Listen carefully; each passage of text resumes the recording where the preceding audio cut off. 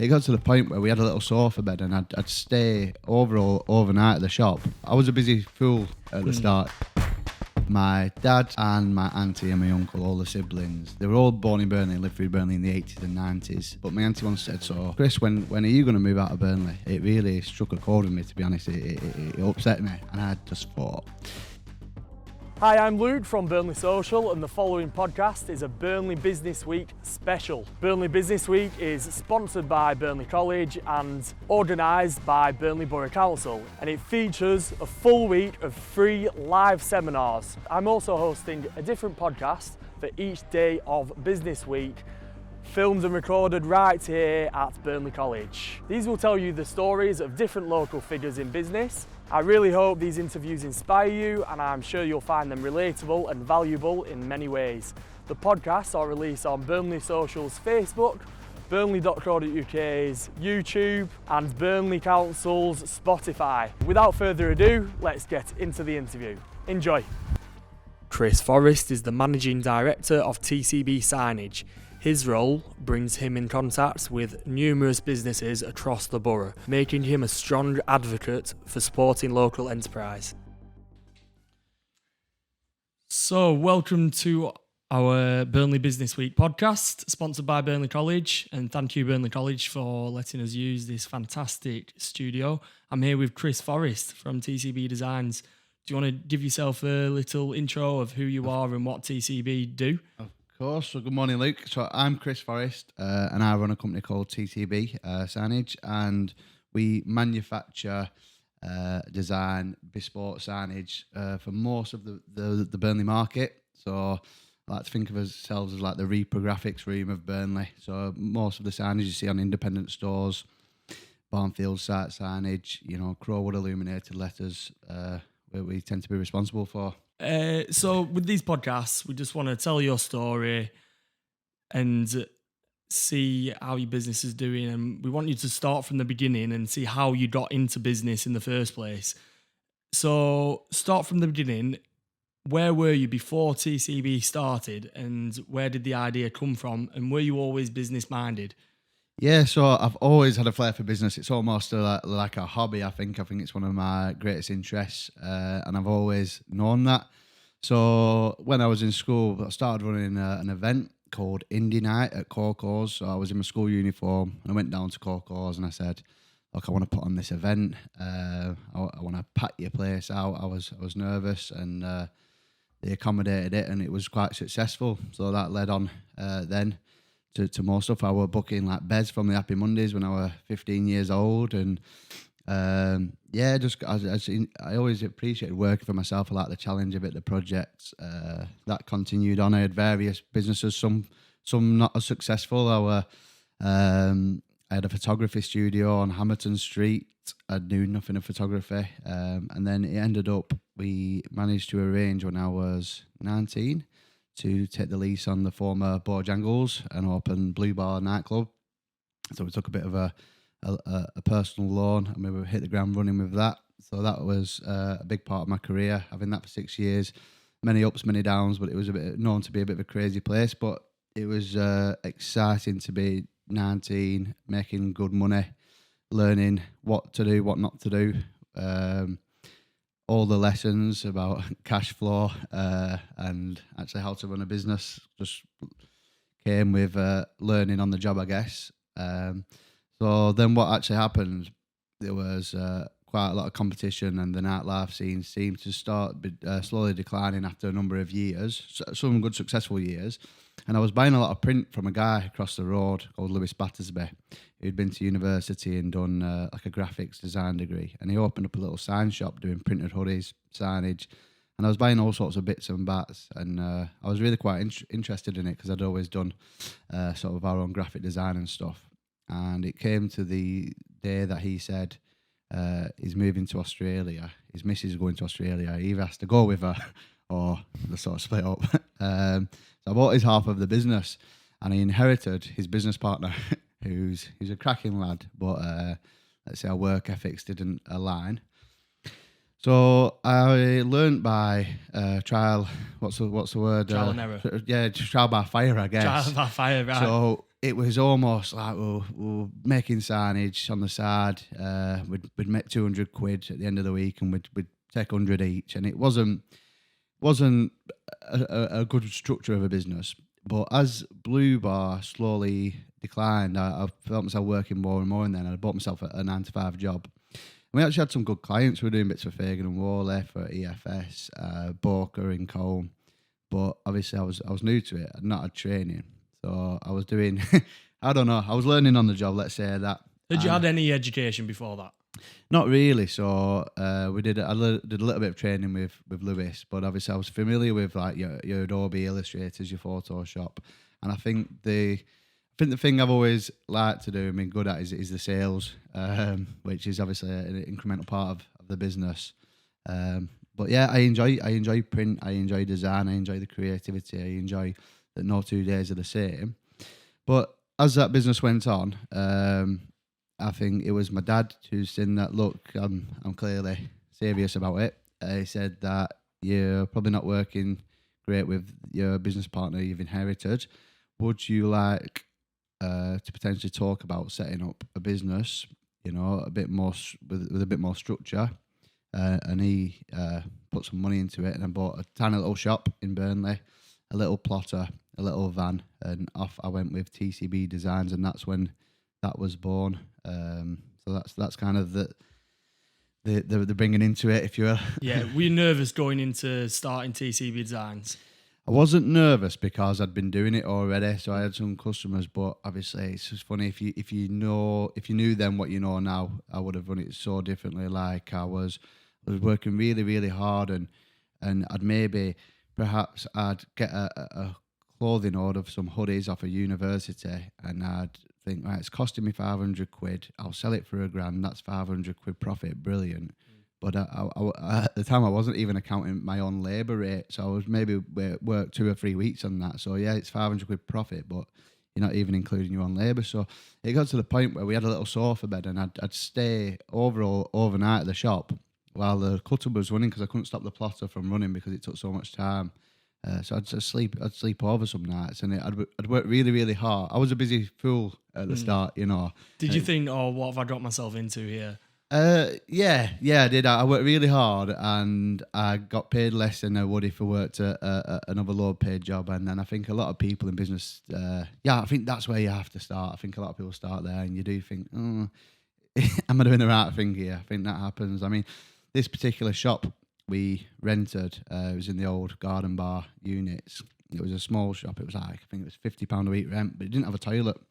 So I'd have to go to M&S to the loo 4 or 5 times a day, and like the staff that I worked there, I was on personal terms with the staff because I was there that often. So you gotta start somewhere, and that's where the journey began, I guess. Who knows? One day you could be supplying signs to them. Well, yeah, potentially, yeah. Toilet signs, possibly. We've quoted for M&S in the past, yeah. Brilliant. So going into TCB, how were these early days when you got past how did you start to learn business? How did you start to learn about the intricacies of it? Yeah, so I think the journey, like every day is learning day, and that when you're 18, 19, you think you know it all. And obviously, even at 20, I'd been doing business for a good number of years, but you do really learn. What's been interesting on this journey is that you learn how to run a small business, one man in a van, running around selling signs to your friends and your neighbours, and then how to then transition that into having 4 staff, having 8 staff, having 12 staff, and you start to learn the rules of business about cash flow forecasting, sales forecasting, how to delegate, how to have people in positions that you can rely on, because you can't do everything yourself, because people tend to, on smaller businesses, they want to deal with Chris all the time, but Chris can't make the sign, supply the sign, fit it, speak to him after, chase him for an invoice. So it's been really interesting just to grow up with the business in learning like how to run. I'm not I think a medium-sized business has 50 staff, but to run not a one-man and his van business into running a small team. And I think I excel at that. I love running a team. I love motivating people. I love delegating it. And then we end up with people with higher skills, and I have So I mean, I don't make signs now, and it's probably for the benefit of all our customers that I don't. I was probably never that good at it, but I enjoy designing them. Yeah. I enjoy selling them. I enjoy the industry. But now we've got some real high skill in the business, so it's good how it's worked out. Yeah, it's that ethos of surrounding yourself with people that are good at the things that you can't do, isn't it? Absolutely, yeah, and that's what I look for now. And we've got really good in our infantry. We've got a joiner, we've got an electrics guy, we've got a production guy, we've got someone who's good at the admin and sales support. We've got a designer, so all the wheels in the engine, if you will, and it tends to work. What's your strong point? So again, probably sales. So I'm the MD of my business, but also probably the sales director. And I enjoy doing that. That's just customer relations, speaking to people, assisting with the quotes. But I'll always do that, and I'm happy doing that. You know, it's just maintaining the relationships that we've built and making sure people are looked after. Good stuff. So you moved into this first small shop. How have you grown since then? How many people do you employ now? And what's that journey been like? Yeah, so in year one, we took a small shop with no toilet. We got broke into. We got robbed. I broke my leg, so I was doing van signage on crutches. We had our challenges. We got sold some equipment that didn't work. So we had our fair share of. How'd you get around that punishments when you got sold this dodgy equipment? I bet you were fuming, weren't you? Yeah, it's not good. Like you get stung, and I think you will get stung. And I think again, experience is a massive thing. That lessons learned. But for me, I almost enjoy learning the hard way, because then you learn your lesson once, and then it makes you a bit of a stronger sort of leader going forward. Then we moved into our second shop on Hamilton Street, so just around the corner. That did well for us. A nice little shop, but it wasn't a manufacturing unit by any stretch of the imagination. And then 3 years ago, we moved into a unit on Westgate, which we're really happy, and we're really happy with the centralised location. It does everything we need to do. And then last year, we expanded into the next door unit, so we now occupy 5,000 square foot of manufacturing space, and this just allows us to grow, accommodate vehicles, big jobs. We bought some big machinery, so we're quite settled about the resources we managed to get. How important do you think Burnley is to you? Because you've grown up such a big client base in Burnley. You're clearly a Burnley lad. How much do you love Burnley, and how much do you love Burnley in terms of doing business in the town? So Burnley's everything. So like all of our clients are at Burnley. So when I was starting out, like I'd write a list of my dream clients I want to work with: your Vika, your Burnley College, your Barnfields. And then we kind of achieved it, and we're working with them. And obviously, when you sort of, at the time, you think, once you've done it, you think it just becomes normal. You don't really think, bloody hell, 3 years ago, I would have died to be in this position. And I thought the honest answer was, right, now we need to go national. We need to take on the world. We actually acquired a business development guy who came to us. He's called Dave. He was from Liverpool. He's about 60-year-old. He had a handlebar mustache. And he said, look, I've just left my job, but I brought Primark to this company. I did M&S, KFC is my client. I'll get you in everywhere. I'll do you around around $1 million per quarter. I'll bring in revenue. All I want is a nice company car, a company laptop, and I want 50 grand a year. So he managed to convince us, so we started working with him. And he had some substance, so we were quoting on Sainsbury's tenders. We were working with JD Gyms. We're doing work for the fragrance shop. We did some installations in Metro Centre in Newcastle. We're doing the storage giants. We did one in Bicester. And it kind of worked out, but his philosophy was high volume of sales with low profit margins. So we were doing, let's say, £50,000 a month in sales, but at 10%. So you'd have 5 grand, and then you'd pay him 4. And we're running around the country doing all this extra work. It's probably stretching our capacity a little too far. And that really was my aim, to grow big, grow national, become this big company, and really rapidly grow through an ambitious growth plan. But I think lessons learned is that we were just getting busy fools. These big companies hold no loyalty. They don't want to pay you. If they can't, they'll keep hold of your wage. They'll use you and abuse you. And I had the realization that, we're happy just not keeping it small, but just serving Burnley, serving the communities. We've got relationships with the college that they'll buy year on year. We've got relationships with a lot of companies, Crowwood and stuff, and it's personal. They like you. You know, it's more valuable. Like the operating guy at the fairing shop, they'll use you once and not use you again. I thought I don't need to do that. I feel like there's a book called The Alchemist where the treasure was always in your back garden, and I feel like that's what we've learned. So we want to just serve our local area. There's enough food on the table in Burnley to support our business, and that's what we enjoy doing, and that's where we're at. So we sell to Manchester and Liverpool, but essentially we just serve Burnley businesses now, and that is our model. And that's what keeps us alive, to be fair. Do you ever think you'll run out of signage to do in Burnley though? What if you're doing everyone and then next thing you know, everything's... This is a thing. So we started off doing independent shops, your hairdressers, your takeaways, your tattoo parlours, and then obviously we got some bigger clients as well. But there's probably not enough small shops open enough to be able to feed our costs. However, we have just restructured slightly and reduced some of our costs just so we're more competitive and stuff. But I do think if I wanted to get to 5 million turnover, maybe there's not enough signs ordered in Burnley to support that. But I'm actually happy to have a less stressful, profitable model that just does quality work for people who value it. So, but yeah, I do think this year, particularly 2024, there are less and less shops opening. And another sad thing sometimes is like obviously shops open and close, but that's actually good for us because obviously if you go to a shop and then it closes down, then the next tenant's going to come in and we'll do another sign for him, I guess. Yeah, true. You've done a few digital signs as well. You've got the big one on the Kirby Hotel. How's that going for you? Yeah, so it's something I've tried to get off the ground for years and years and years. And I think when I look at the future of signage, maybe it is digital. It's especially important for us to have one in Burnley because we're already selling to a large client base in Burnley.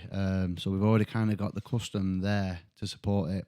The idea of a digital screen is a great model. A lot of the ones in Burnley, they will sell to national brands, NatWest, BBC iPlayer, and it was important for us to make a screen for the Burnley business community to support, maybe more independent businesses. So we've got Petty on there, we've got Burnley Market on there, we've had bingo, bongos, and events. So it's kind of a board for the businesses, which really feeds into our other business. But the view is to get more of them. But obviously, there's a lot of outlay on them, and there's a high bar on acquiring the planning permission is quite difficult. But yeah, it's just definitely another side of the business that we want to grow and take forward. Yeah, you're naming a lot of these businesses, and a lot of them are Burnley bondholders, and you're actually on the bondholder board. Now, I'm just going to explain for viewers that don't know what the Burnley bondholders are, because I'm sure a lot listening don't know. But the Burnley bondholders are a group of around 200 businesses, that big and small, that are from the borough or just outside of the borough, and they pay in to this scheme called the Burnley Bondholder Scheme to put Burnley on the map. And you are on the board, on the Focus Burnley board. What does that mean to you being on the board? So it's a crazy thing really because there's a little old me. I'm 31. I've been in Burnley and I get a bit of imposter syndrome. I sit there with the CEO of the council, with Carol Garrett, the MD of Vika. So it's quite an influential room to be in. But I'll tell you the story of how that came about. So obviously the chair had left, Neil Hart, I think it was at the time. And there was recruiting for a new chairman for the bondholders. It was just quite... The chair was Mark Crabtree. Yeah, but was it not? Did it not go someone after him for a short term? It went to Neil Hart, but then he left the club, so he was in for like a month. It's quite a big, quite a big role, and they were recruiting and putting emails out. And I said, you know what? I love Burnley. I'm going to apply for it. So we did an interview with the old CEO, Mick Cartledge, and a few other people on a Zoom. And I definitely thought, this is out my depth. But hey, you don't shoot, you don't score. And I sat there on the Teams call, and they were saying, so why do you like Burnley? And I told them a little story actually, that I'll tell you the backstory. So like my dad and my auntie and my uncle, all the siblings, they were all born in Burnley and lived through Burnley in the 80s and 90s. And when I think Burnley was probably a bit rougher, maybe a weaker economy and stuff. And they all grew up on like the council estates, but they all got really terrific jobs. So my dad moved to Manchester, great job. My auntie moved to Leeds as a chartered accountant. My uncle went to Barclays in Birmingham. And they're all lovely people. But my auntie once said, so Chris, when are you going to move out of Burnley? As though like to be successful, you had to move out of Burnley. And it really struck a chord with me, to be honest. It upset me. And I just thought, like, well, we've got like the best, a great football community, the soundest people, some blue chip businesses. We've got the best restaurants. We've got probably more Michelin stars than your city has locally. We've got any which way. You've got the best fields. The list goes on and on and on, and I really feel like Burnley's like it's like a secret card we're holding, that like it's so good, but you city folk look down on it and I think we're small, and I feel like more for you.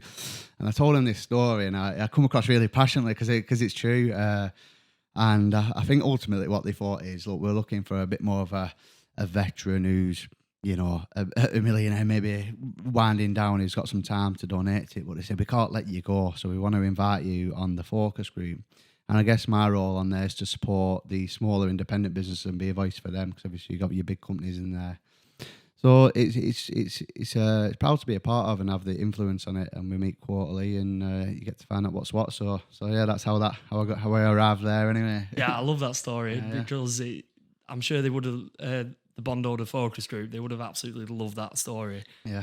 Because it's what the bondholders are all about, really, about showing that Burnley is a hidden gem, and also to stop people going off to these big cities when there's amazing jobs here. Oh, that's right. And I think when I joined bondholders, like, we were like a 2-3 staff company at the time, and we were part of this bigger network. And I think I went to Finsley Gate as one of them, and I remember being so lit up by just hearing the projects going in Burnley, seeing everyone come together on like 8 o'clock on a sunny morning at Finsley Gate had just opened, and I remember just coming away feeling like so lit up. And I guess for me, like being a bondholder is like accepting that you're going to be an ambassador of Burnley. Like you're saying that collectively we want to shout out and be proud of Burnley, and that's something special. That for me, that's something special because it's true for me. Like it really means something for me. Like it's not just words on a podcast, but I know that it means the same for me that it does to every other person you speak to. Like you know, the guy from Door 4 or Jed, and they were all very, very genuine about the cause. So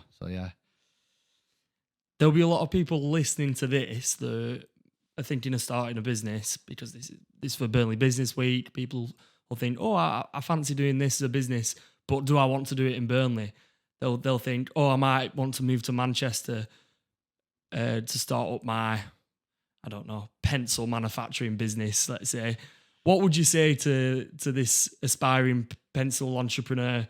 Yeah, so I think sometimes you have to scratch the surface with Burnley. You don't realise so in Manchester, yeah, you've got some big businesses, but the majority of the bigger businesses are on the outskirts of Manchester in the towns such as Burnley. You don't realise that. And this is another thing with bondholders. You go into a company that you know nothing about and you're, bloody hell, do you do all this? And my job is fortunate because I go into each and everyone's businesses through the day to measure up for a sign, but I get to find out about all the different products that we make and sell around the world, and really interesting things. So Burnley, like I'm 31 now. I've been doing business in Burnley for a long time, for 2/3 of my life, and it is enough for me. It gives you everything you want. Where we're in a really good geographical position for the cities, but if you want a community network and you think that Burnley's too small for you, I would argue that you probably don't know it well enough.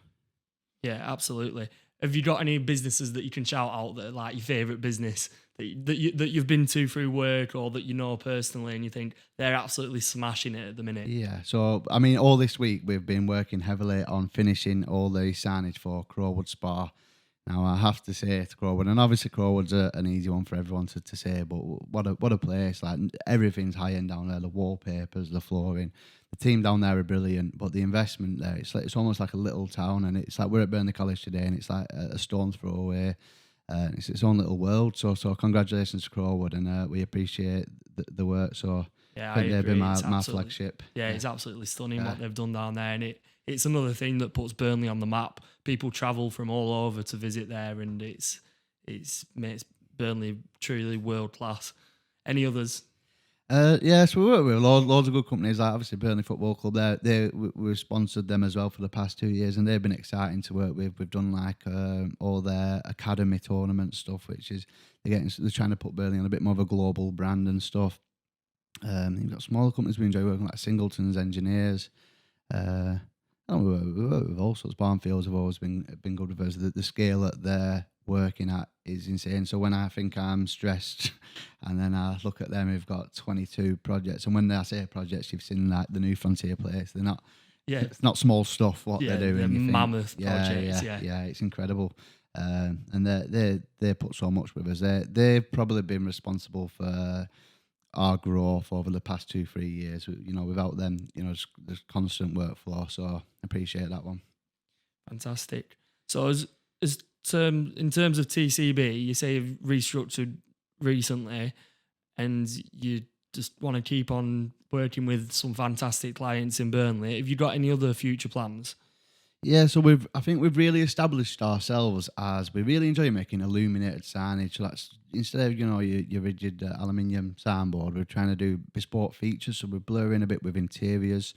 We did a big project with the Country Range Group last year where we did a lot of interior wallpapers, the Accu paneling, and LED lights. We do loads of really bespoke features for Burnley College. They quite often come to us with like a blank canvas and say, make this room look amazing. So we did the both esports fit outs. We designed it, we installed it, and it's not just signage, it's like printed textured wallpapers and hang suspended lights. So I think that's our little sweet spot that we want to continue to develop. Aside from that, we're trying to just diversify. Obviously, we're doing the digital and recently started in the property game. So it's just a case of keep progressing. Every year we get stronger. We've got the skills. We've got the all the toys.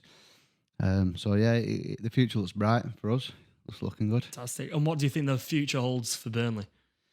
For Burnley, so like I say, it's nice to see Pioneer Place and New Town Mill, these big flagship projects. I think the narrative is changing for sure. I feel like we've got the best college in the country. We've got all the gear at the moment. So there's been money spent. The town, obviously, town to turf's looking good. I know there's plans for Manchester Road, and you think are they necessary, but they do make the place look better and they do present well.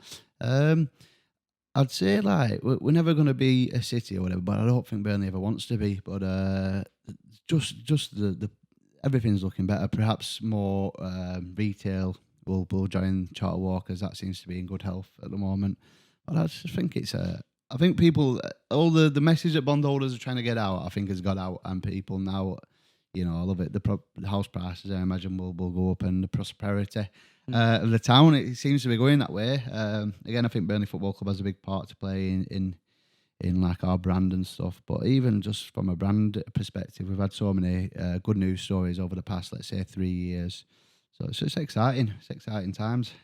Fantastic. Chris, where can we find you and where can we find your business? So we're TCB. So we're on Facebook, we're on Instagram, we dabble on TikTok. But yeah, for all inquiries, visit tcbdesigns.co.uk. We'll be happy to speak with anyone. Brilliant. Thank you. Cheers, Luke. Thanks, mate.